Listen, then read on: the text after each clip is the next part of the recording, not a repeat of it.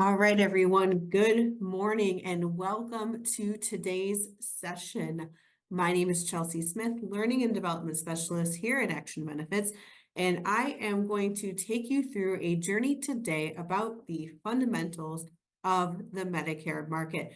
Oldie but a goodie, always good to come and get brushed up on your Medicare fundamentals if you are someone who works in the market or if you are someone who is looking to enter that market for the first time and would like to get your feet wet with the material before you spread your wings out there selling this materials. Joining me today is the lovely Bekah. Bekah, would you like to say hello to our loving audience before we dive too far in here? Good morning, everybody. My name is Bekah, like Chelsea said. I am one of our account managers on our individual and Medicare team. I just wanted to say thanks for joining us on this sunny day we've got. It is always good to go back to the Medicare basics. We all need to be reminded of those fundamentals. So I'll let Chelsea take it away. Thank you. Awesome. Thank you, lady. And without further ado, let's go ahead and jump into those fundamentals. So there are three things that I'm hoping that you're going to be able to do by the time you are through with this session today. And that is being able to define the parts of original Medicare, identify the ways that we can supplement original Medicare, and describe the pathways that clients can use to enroll in Medicare. Because as we know, there is not just one size fits all when it comes to our Medicare clients. Let's get into the basics of defining Medicare.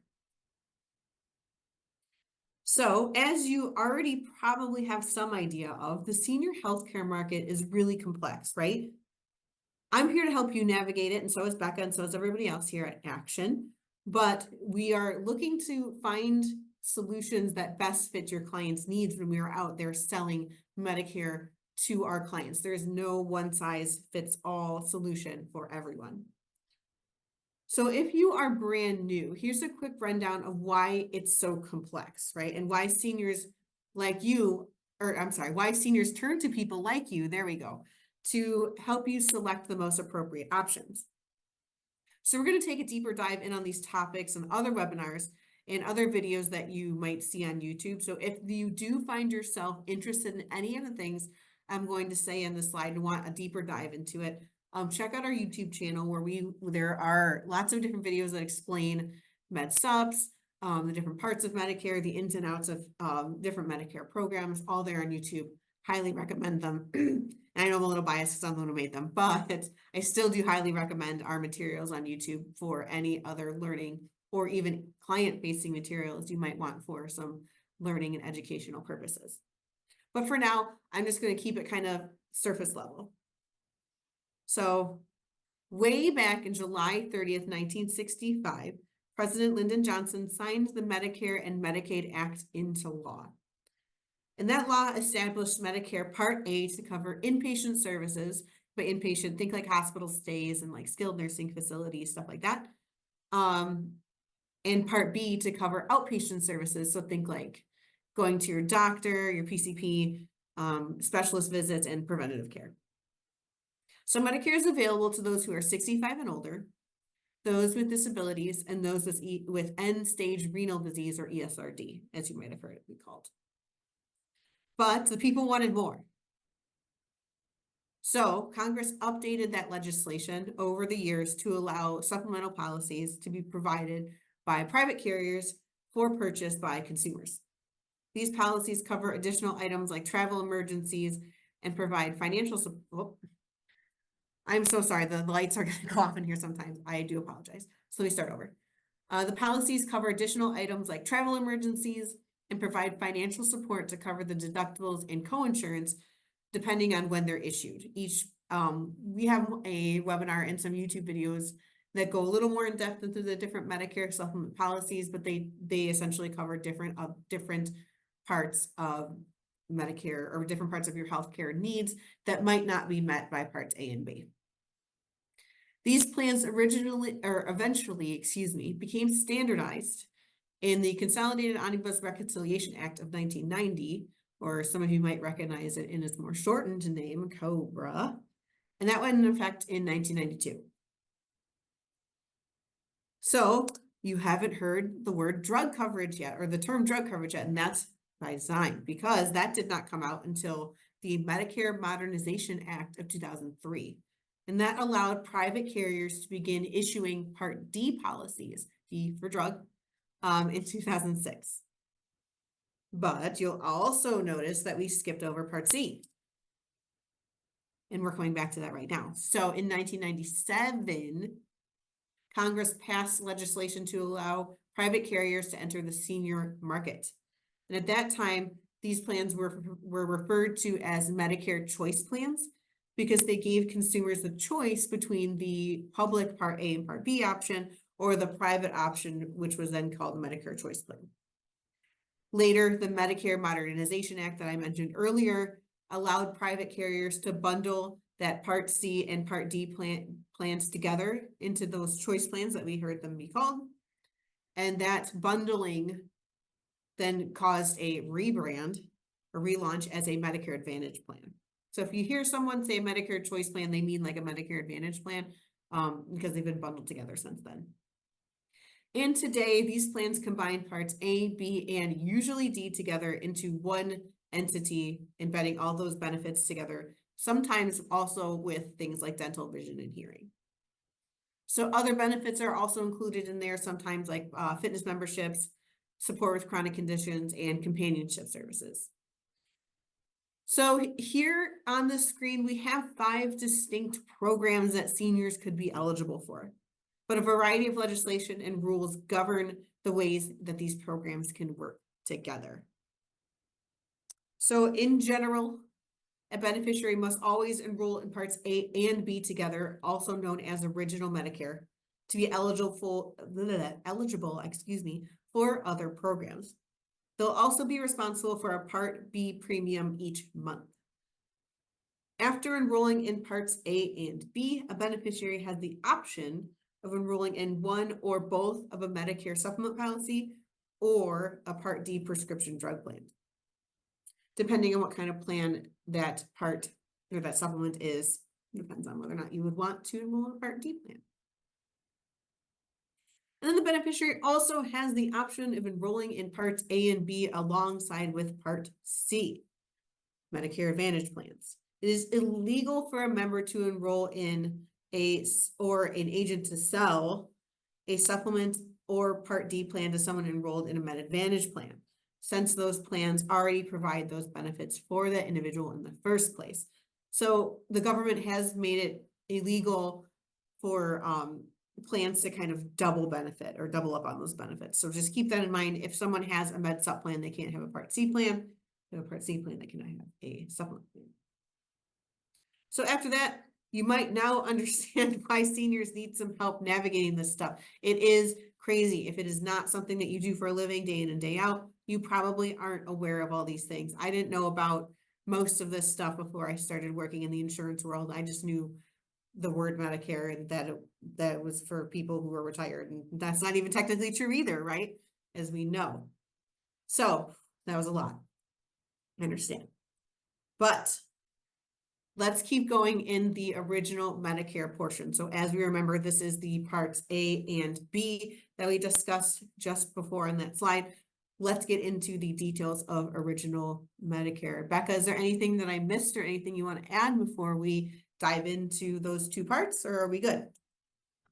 I think we are good, but like you said, it is a little bit confusing at times. And just a friendly reminder that everybody on the individual and Medicare team is here to help. We're just a phone call away. So no question is a silly question. That's what we're here for.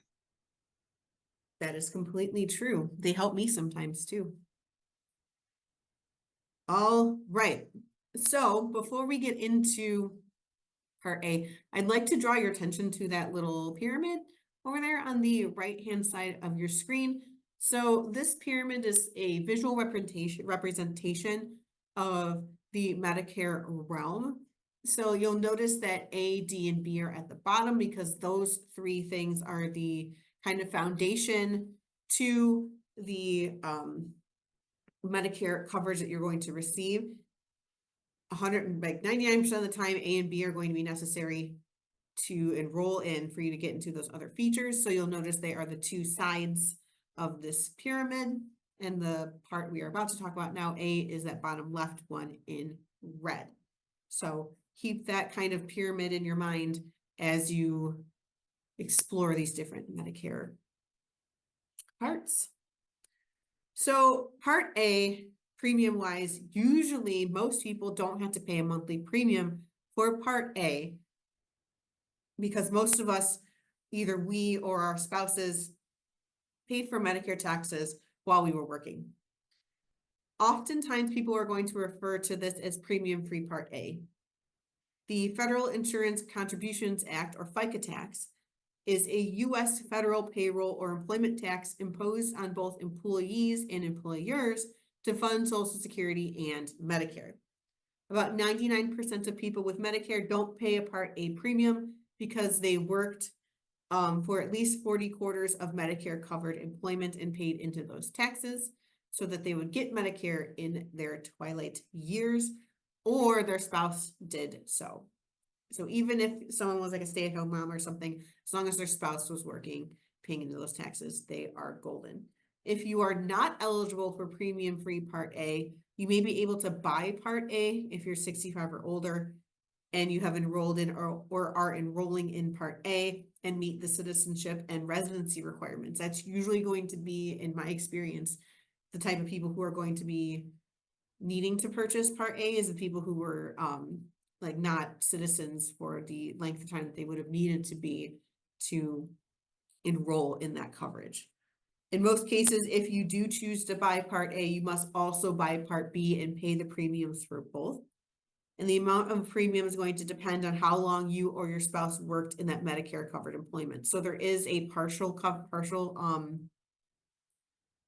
premium that you might be responsible for if you worked for some of the time that and paid in for some time. And there's a different one for if you did not pay in at any point. So Social Security determines if you have to pay that monthly premium for Part A, that's up to them.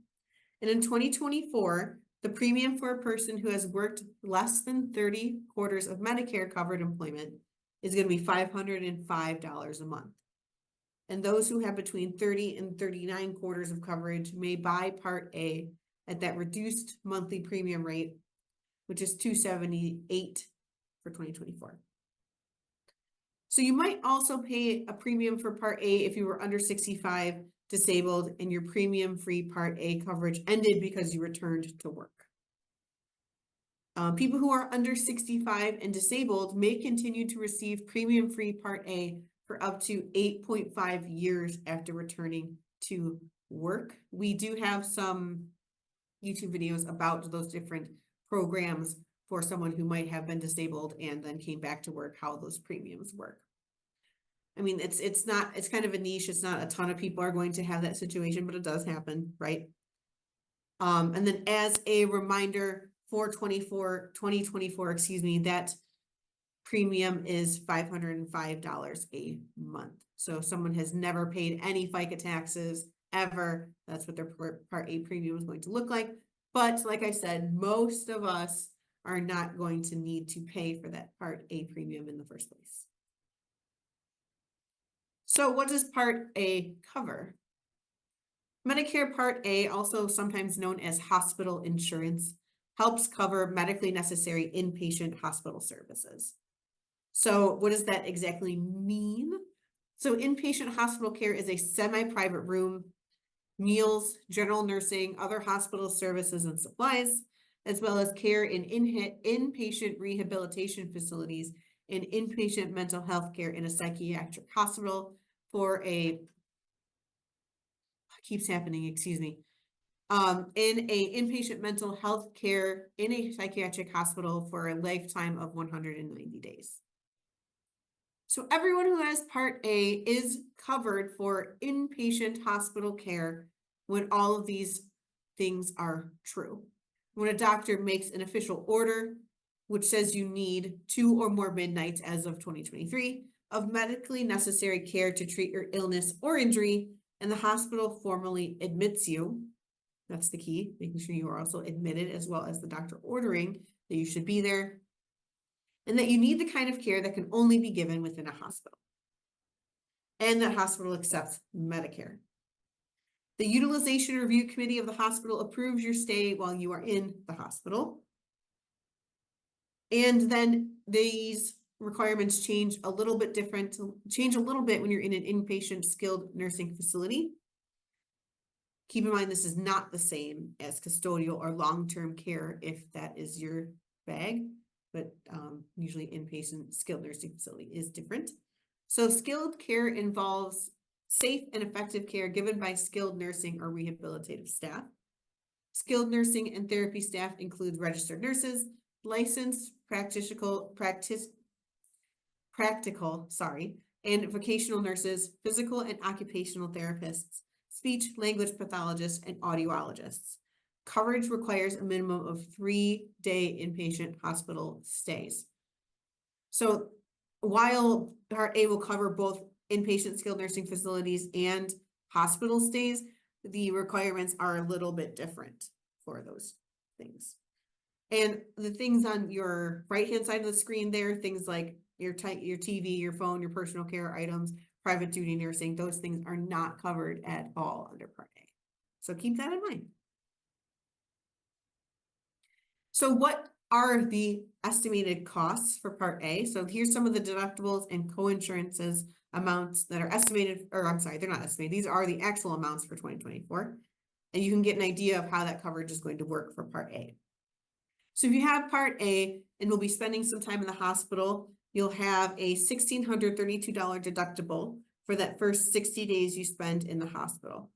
And that $1,632 is for 60 days in total, not per day, right? Oh my God, that'd be so much money, right? So on that 61st day, if you're still in the hospital, that deductible is reduced to $408, but you pay that every single day until you hit day 90. So then the deductible, how that is calculated changes a little bit.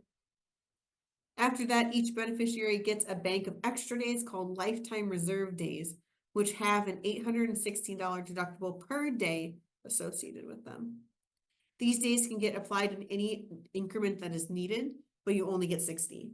So if you use them all up in one, unfortunately, if you use them all up in one go, you're not going to get any additional ones. But if you only dip into like 2, then you're only going to use the 2 and you have 8. However, you can only spend 190 days total in a psychiatric hospital. After a hospital stay, you might find yourself in need of some sort of additional care that is outside the scope of a hospital. And for that, you're going to be looking at a skilled nursing facility, like we mentioned earlier. The first 20 days that you spend in your skilled nursing facility is free. There is no deductible or anything like that. This time, we're going to work with coinsurances, which means that you'll pay a flat rate of $204 per day from day 21 to 100. And after that, you are responsible for all your costs while you are in that skilled nursing facility. If you need home health care services, Medicare has got you covered there, so long as you only need intermittent skilled nursing coverage and not long-term coverage. Whew, that was a lot. Okay. So how do these benefit periods work? So on the previous slide, we talked about benefit periods and how these will change depending on if you're in a skilled nursing facility or a hospital. You will get that period of time and then another 60 days immediately following the day that you leave. Then once that 60 days is up, then there is a new benefit period put into place. And there is not a limit on the amount of benefit periods that you can have.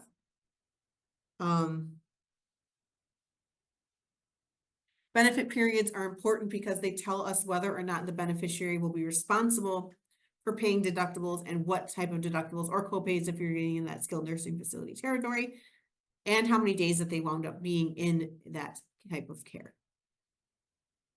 So that was a lot. Let's go check out a benefit period example. I find it easier to understand all this stuff when I have an example in front of me.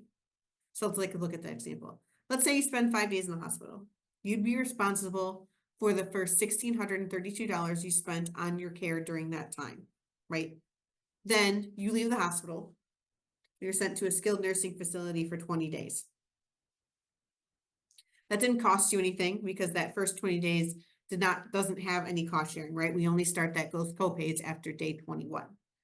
So for in this situation, spending that time in that skilled nursing facility costs us nothing. 60 days later, so long as you don't wind up in the hospital again, you are out of that benefit period. And if you need to go back after that 61st day, whoops, I do that once a webinar, I'm sorry. If you need to go back anytime after that 61st day, you're going to restart that benefit period again and need to repay that deductible again. But if you're within that 60-day period, then you stay within that benefit period and you won't have to pay that deductible again. So it all depends on how long you wait to go back into the hospital again. It determines whether or not you'd have to restart those deductibles again. So Medicare Part A does have a late enrollment penalty associated with it. If you aren't eligible for premium-free Part A and you don't buy it when you're first eligible, your monthly premium will go up 10%. You'll have to pay that higher premium for twice the number of years you could have had Part A but didn't sign up for it. But for the most part, that doesn't apply to any of us because we worked long enough to and paid enough taxes where we will not have to pay for Part A. So we get asked all the time, do I want to sign up for Part A? Here are the points that you could bring up when that discussion comes up. Most people don't pay any premiums for Part A, and if a premium is required, it could delaying it could trigger that late enrollment penalty. If a member is covered by a group health plan with an employer that has fewer than 20 employees, Medicare is a secondary payer, and then Medicare would pay primary. So it's very important that that person signs up for Medicare if that person works for someone with less than 20 employees. If the member is covered by a group health plan with 20 or more employees, then Medicare Part A would supplement that group plan. And if a member is covered by individual marketplace plans, eligibility for Medicare removes eligibility subsidies and advanced premium tax credits. So that person would probably not be paying the lower premiums or getting those tax credits they had been accustomed to, and might want to make the switch because it might be cheaper to hop onto Part A and B than the individual coverage that they currently might be enjoying on the marketplace. So most of the time, it really is a good idea to sign up for Part A, but not all the time, just most. Blanche has worked as an administrative assistant for most of her career. She will be turning 65 in 2 months and is not yet receiving Social Security benefits. She's not sure whether she wants to enroll in Medicare Part A or not, and which of the following reasons would help convince her to enroll. Oh, I must be doing a great job because everyone got that one correct. The answer is A, doctor visits are covered under Part B, and vision and dental are sometimes covered under Part C, but the right answer here is that yes, she's going to be eligible for premium-free hospital coverage. So next we have Part B, and as you'll notice at that pyramid on the right-hand side of your screen, that is the other foundation to the Medicare market. And most of the time, if you sign up for Part A, is probably a good idea to sign up for Part B as well. So beneficiaries can purchase Part B even if they are ineligible for free Part A. Part B premiums are always charged monthly. They can and do change every year. For 2024, the base premium is $174.70 a month. And we'll talk about this a little bit in a moment, but there is a reduced premium for those who are looking for only the immunosuppressive coverage included in Part B. We'll get into that in a moment. So Medicare Part B, unlike Part A, does have something associated with it called the Income-Related Monthly Adjustment Amount, or also known as IRMA. If a member has modified adjusted gross income as reported on their IRS tax return form 2 years ago and above a certain amount, that beneficiary will be paying the standard premium, that $174 and change that we talked about in 2024, and then an extra charge is then added onto the premium depending on how much more income that person has. And that is added on in addition to that extra, or to that original base premium. This has been the case since 2007, and the income-related monthly adjustment amount rate only applies to those in about 5% of the people who have Medicare. So here's a chart that can tell you how one might go about guesstimating or calculating their IRMA costs for 2024. The premium increase there, if you look, that is going to be determined, as you can see by the left-hand side there, by your tax filing status 2 years ago. So these figures are indeed for this year, for 2024, but it will go back 2 years of your tax filings to 2022, look at your income, and then determine your IRMA status and how much additional premium you'll be paying based on that tax filing status. So as you can see in the chart, the more money that you are taking in, the more money is being added to your premium, and then they add the base in onto that. And this is reconfigured every year based on, again, the tax filing status of that person and what the premium is that year.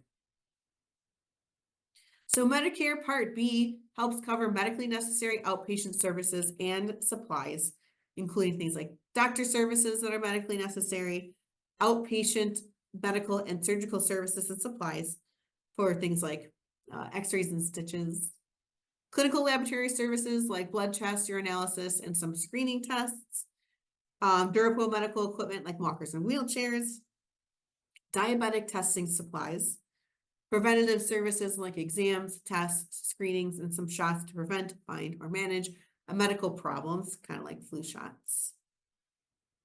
Home health services, these can get a little tricky because sometimes they are covered under Part A and sometimes they're covered under Part B. Part B pays for home health care if an if an inpatient hospital doesn't precede the need for that home health care, or when the number of Part A covered home health service care visits exceeds 100. You can visit the Medicare.gov website to tell you more about that. So basically, if Part A was involved at first, Part A will continue to be involved.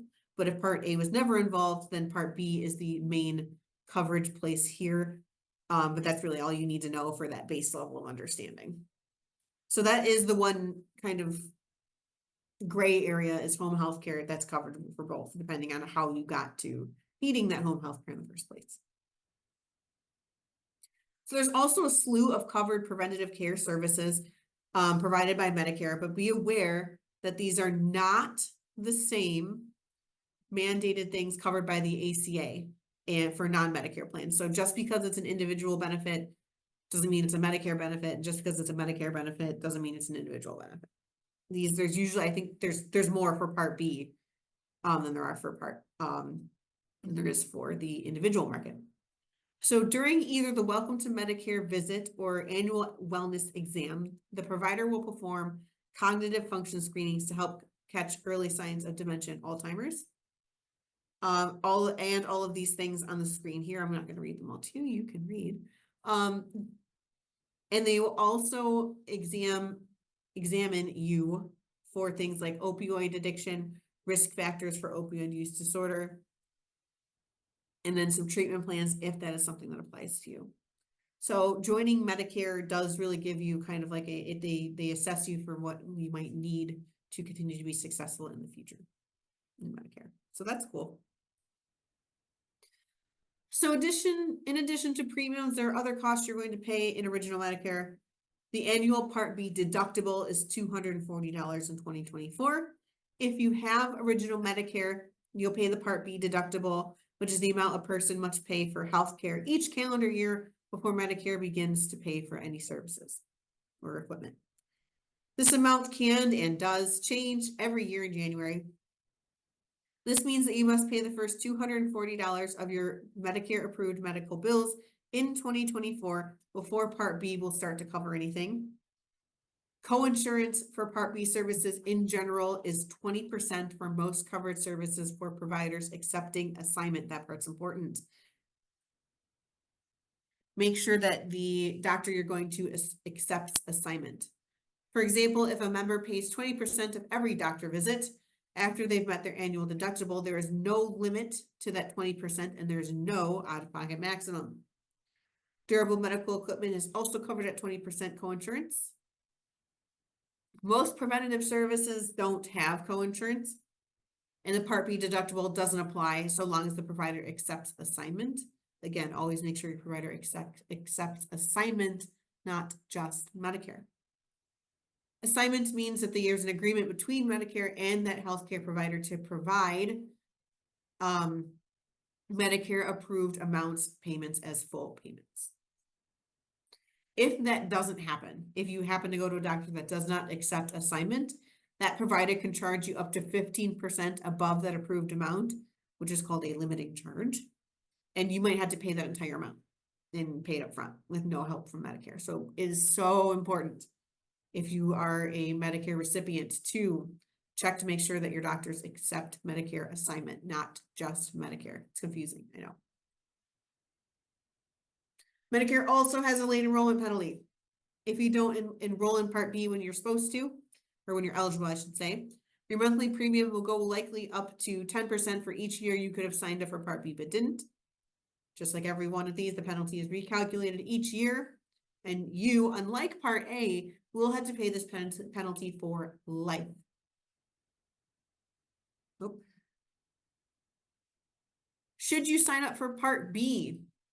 This one's a little more complicated than if you should sign up for Part A. If you're already getting Social Security benefits, you'll automatically be enrolled in Medicare Parts A and B without the additional application. The Part B premium is usually deducted from the monthly Social Security, railroad retirement, or federal retirement payments. The amount depends on your income. And if you delay enrollment, you might have a lifetime penalty. The only time you won't get that lifetime penalty is if you're enrolled in group coverage already. That waives the need for you to pay that late enrollment penalty. So if the person doesn't have health insurance in the first place, or group health coverage, I should say, because you can't have individual coverage past 65. If you have group health coverage, it might not be in your best interest to sign up for Part B, because your group health coverage might be covering it for you, and it will not cause you to have to pay that penalty. But if you're going to get the penalty, it's probably a good idea to sign up in the first place when you can. So let's go back to Blanche again, who's turning 65 in 2 months. So for those of us who are going to get into the advanced portions of Medicare, she's in her SEP. Her family has a history of colorectal cancer, and she's worried about how she's going to pay for that preventative screening. What might you tell her if you are her agent? And again, I'm killing it. We're killing it. So yes, if you answered B, you answered correctly, and everyone answered correctly. So great job.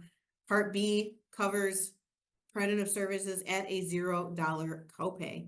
I just want to say that I think that the slide we were just on previously, the one that says, should I sign up for Medicare Part B? This would be a great thing to take a snip of, print it out, put it on your desk just as a reminder, because we do get a lot of calls from our agents asking, should a member sign up for Part B or not? So this is just a good reminder of things to kind of work through before saying yes or no. So I think that's just something great to have on your desk. Okay, so supplement plans. We're going to hit these really fast because we do have lots of content on YouTube and another webinar that goes into the details of med sup plans. So we're going to hit them quickly and then move on.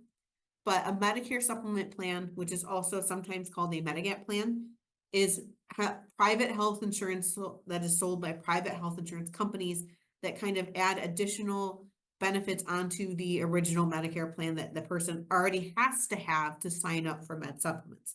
So if you are someone, you or your clients are interested in med sup plans, make sure that they're already signed up in original Medicare first, so parts A and B, and then they can start taking a gander at those Medicare supplement policies. Some Medigap policies also cover some benefits that original Medicare doesn't cover. Medigap policies don't cover your share of the costs under other types of health coverages, including standalone Medicare prescription drug plans, union group health coverage, Medicaid, Department of Veterans Affairs, VA stuff, and TRICARE. So they're standardized by the government. And they are labeled in letters, unless you're in Massachusetts, Minnesota, and Wisconsin. I don't know. I don't know anything about what happens in those states, to be honest, but they go plans A, B, C, D, F, G, K, L, M, and N. Some of them cannot be signed up for if you were born past a certain age because they are closing those off. And some of them you must be older than a certain age to stay on those plans. And you'll notice some of those letters were skipped. Some of the alphabet letters are skipped. Some plans are not available for anyone at all.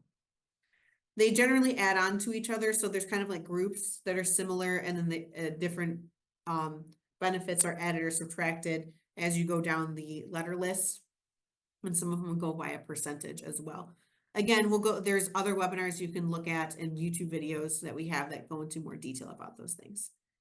And then, as we said earlier, make sure that you are not selling these to someone who has Part C or Med Advantage plans. You cannot have Med Sup Admin Advantage, not a thing. Okay, so premiums are still charged to those who have a Medigap plan. You will still have to pay your Part A premium if that's something that you needed to pay in the first place, and your Part B premium as well. So you'll pay 2 premiums for your healthcare if you get a Med Sup plan, one for Part B, potentially Part A, and then your supplement premium. I mentioned how there is a chart that goes up and down with each letter. That's what this looks like here. You can see there's different out-of-pocket limits for K and L as well.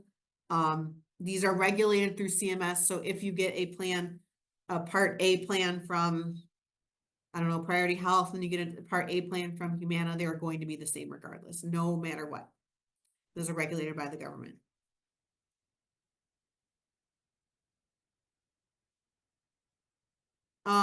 So because Medicare supplement enrollment process is guaranteed acceptance, usually the best time to buy a Medigap policy is during your Medigap open enrollment period. It begins when you're 65 or older and enrolled in Part B for the first time. And also Part A you have to have as well. You have 6 months after that point to enroll in that Medigap policy. Some states have a longer period, but here it's at 6 months. Once it starts, it can't be delayed or repeated. And during your OEP, companies can't do these things. So this is why it's so important if you want a Med Sup plan. It's a good idea really to sign up in that 6-month period, because they cannot refuse to sell you the plan, and they cannot make you wait for the coverage or charge a different amount for that coverage based on your health or how you any past or present problems. But if you enroll after that 6 month, it's called non-guaranteed issue. And then based on a series of health questions that they could ask you, they could either choose to charge you more for that, they could choose to not cover you at all, or they could, I guess both those two things. They could choose not to give you coverage or charge you more for that coverage because of the way you answer those health questions. So if you have your heart set on a certain Medigap plan, I would sign up for it right away. So Blanche has made the leap and enrolled in Medicare Parts A and B. She's looking forward to minimizing her out-of-pocket costs in the event she needs to be hospitalized. Which course of action might be a good fit for her? That was pretty fast. Everyone answered correctly. Yes, the answer is B. If you look at A, Part A covers hospitals, so that one's not right. And then Parts A and B, most preventative services are covered, but Part A and B does not cover any and everything. Then we wouldn't have a need for Med Sups in the first place. So yes, the answer is B. If agents want to send over the filled out app with the health questions answered, we can generate an estimated rate for you, and that's for Blue Cross. So we can do that ahead of time, give you the rate, and then the member can either decide they want to go with it or they decide they don't want to, depending on what the rate came out to be. So keep that in mind. See, today I learned. I did not know we could do that. That is so cool. So yes, if they're interested in a Blue Cross plan, they can generate those for you. All right, Part D. D is for drugs. So Medicare Part D is Medicare prescription drug coverage. If you chose original Medicare and you also would like some prescription drug coverage, this portion of our show is for you. You're usually paying a monthly premium for these drug plans. and they are run by private companies that contract with Original Medicare. You cannot sign up for a Medicare Part D plan directly through CMS, though. You would have to go through a private carrier to get access to those plans. Everyone with Medicare can get prescription drug coverage by enrolling in one of these plans.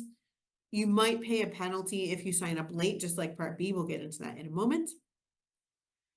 And you might get this coverage from a Medicare Advantage plan.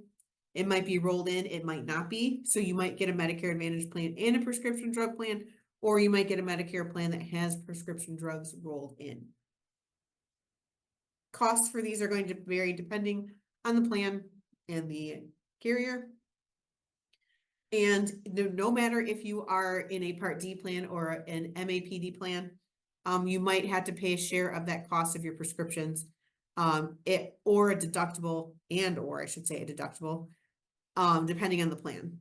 There's a lot of different moving parts in a Part D plan that's going to change how you pay for things, and we'll talk about those in a moment. So premiums are not automatically deducted from Social Security benefits like they are for the other parts. So if you do choose to get Part D, you would have to pay for it in a different way. It doesn't get deducted from Social Security. Part D plans are completely optional, but like we talked about, there is a lifetime penalty that could be associated. They are subject to IRMA. IRMA isn't deducted from that Social Security benefit either. And IRMA is not going to change what the premium is going to be. It just adds to that premium. So like I said, IRMA's just like Part B, add to the original plan's premium. So this one, it's not as cut and dry because the amount that is going to be added to that premium for Part D, if you do have to pay IRMA, is going to be higher if you have a higher premium, right? Because that premium is going to change each time. So again, it's based on your tax filing status from 2 years ago. So 2022's tax filing status determines your 2024 IRMA addition, depending on your income. So that plan premium, let's say it's $10. I'm making that up. I don't know if there's one that's $10 or not, but you pay $10 for that premium. And then you would add in that penalty or that additional amount to that after the premium. So it's not like Part B where it's set. It'll change depending on what drug plan you choose. Okay, so there is some cost sharing phases to Part D. It gets a little crazy, so buckle in. There is no deductible that can be higher than $545 in 2024, but each plan will vary. Some plans don't have deductibles at all. A lot of the ones that I have noticed don't, most of the time, but not all. You'll remain in that phase until the total cost of your drugs is paid for both you and the carrier reach that predetermined amount. In stage 2. So then for most plans in 2024, the initial coverage period ends after drug costs have accumulated that $5,030 in total.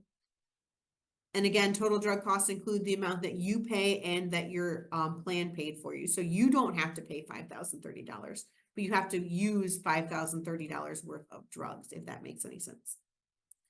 And then after you get to that point, you get to the stage 3 coverage gap, where you will only be responsible for 25% of your total drug costs, and the manufacturer and Medicare are responsible for the rest.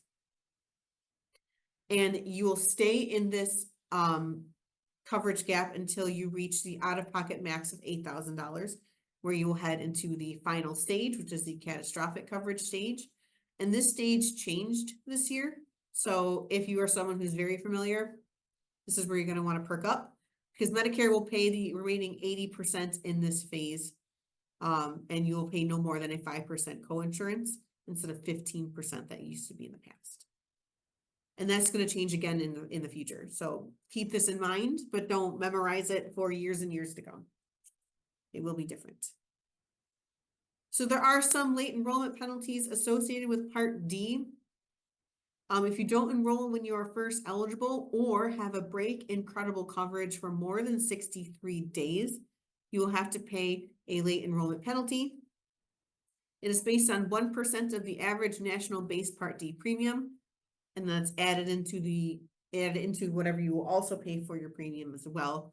It compounds for every month eligible and not enrolled, and you have to pay it for life. It does not fall off like the Part A penalty does. So should you sign up for Part D? If you're already getting Social Security benefits and you automatically are enrolled in Parts A and B without an additional app, then you're going to want to be aware that Part D is not going to do that, right? So penalties might apply. A beneficiary might have no pharmacy coverage from another source. You might want to hit up Part D. But you might not want to get coverage from Part D if you already have like employer health coverage that you like and don't want to pay more for more coverage, or if enrolling in Part D might kick you off your employer plan and you like it, probably not a good idea. Or if you don't have any drugs you need, maybe it's not a good idea to enroll in Part D, but keep in mind you might have some you need down the line, and paying that penalty might not be advantageous for you, especially if you're going to end up with IRMA charges on top of that late enrollment penalty, right? So a lot of different things to consider signing up for Part D. Or if you get an MAPD plan and the prescription's wrapped in, you don't want to pay for it twice. It's illegal. Don't do that. So because we don't have a ton of time, I'm going to go ahead and just let you know that all of the statements here at this answer are true. You do have to meet a deductible for Part D, and Medicare will deduct additional amounts from Blanche's Social Security benefits if her income exceeds $97,000. That's IRMA. And Blanche will not have co-payments anymore after her out-of-pocket costs exceed $8,000 because she will hit that catastrophic phase we mentioned earlier. Okay, so Medicare Advantage. I know I went through Part D pretty quickly. Becca, was there anything that I missed or anything you want to add? I just want to add that there is a Part D calculator out there for the penalties. We get a lot of questions about that too. We can send out a link after the presentation if anybody would like it. We get a lot of calls about it, but just know that there is a calculator out there that will calculate it for you. Oh yeah, that's right. We talked about that the other day in that Blue Cross presentation, that there is that calculator. That is very helpful. Okay, so Medicare Advantage plans. I'm going to go through these really quickly. Don't have a lot of time. I always end up saying more than I need to. So Medicare Part C plans are another alternative to original Medicare. They're offered by private companies, but they're still bound by Medicare rules and regulations. These plans are kind of like a one-stop shop for everything you would need Medicare-wise, and often provide some additional benefits, some supplementary benefits, dental, vision, hearing. And our partner carriers also offer some of these that have prescription drug coverage rolled in as well, one-stop shop. But as we already know, beneficiaries have to be enrolled in Parts A and B to get Part C. So always, always, always make sure that your clients are enrolled in A and B if they're interested in supplements or Part C. So what is the difference here? Between Medicare pays a fixed amount to the private carriers that administer these Medicare Advantage plans, and then the Medicare Advantage plans make deals to get things to be a little cheaper for those people in those groups. And then that extra money is then dispersed in other ways for those supplementary benefits. So it is really important, though, on the flip side, to note that even though they're going to offer similar benefits, accessing those benefits in Medicare Advantage plans is going to be a little different because they're going to have different rules. So just because something's A-okay in original Medicare might not always mean that it's the same in Medicare Advantage plans. So make sure your client understands that accessing those benefits in Medicare Advantage plans is going to be a little different. So why get a Med Advantage policy? They offer the same coverage as original Medicare plus additional benefits. You get one card, one bill, one EOB. So very simple for those people who want just a streamlined service.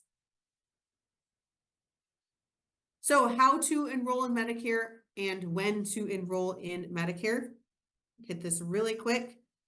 I'm just going to put all of it on the screen. There's a lot of different times that you can enroll in these plans, but the number one way that I'm going to suggest you do it is during your initial enrollment period. When you turn 65, you get that 3 months before your 65th birthday, 3 months after. Enroll in parts A and B, and then after you are approved for parts A and B, that's when you can hop into C and D and Med Advantage and all that good stuff.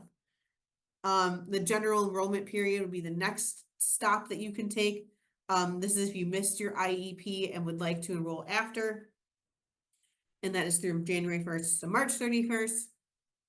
And then special enrollment periods, that's if something happens in your employer-based coverage or if you move or something like that, and you would have an opportunity to switch, then you get 8 months after you leave your job.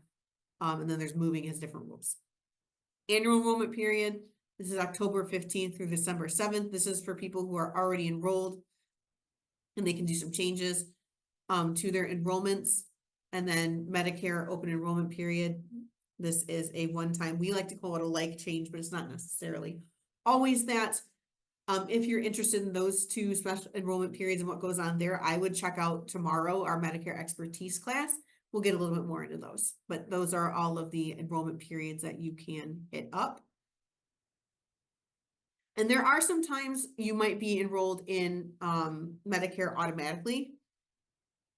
Those are listed to the left here. So essentially, if you are already getting Social Security benefits, if you have a disability under 65 years of age, or if you have amyotrophic lateral sclerosis, although showing off and saying that I can say it, or ALS, then you are automatically enrolled into Medicare. You'll see a little picture of the card on the left-hand side there. So every other instance, you are not automatically enrolled. So if you're approaching 65 but not getting Social Security benefits or Railroad Retirement Board stuff, or you are not enrolled automatically either if you get ESRD. Okay, so with 1 minute to spare, that is everything that you need to have a base understanding of Medicare. I know it was a lot. I can feel it myself. That was a lot of information to go through. I just want to say thanks for joining us today. Like Chelsea said, it was a lot of stuff to go over in a short amount of time. So if you have questions about the presentation specifically, feel free to reach out to either Chelsea or myself. I did want to talk about one slide really quickly, Chelsea, if you don't mind. It was the one that has all Go the for it. enrollment periods on it. I think this is a wonderful slide. I personally have this out at my desk in the office, and I look at this every day. So great slide to keep up on your desk as well. And I guess if you have any other questions, our individual team is always there to answer those questions you guys have. Give us a phone call, send us an email. We're here to help. Thank you so much for spending time with me today and getting to know some of the ins and outs of Medicare.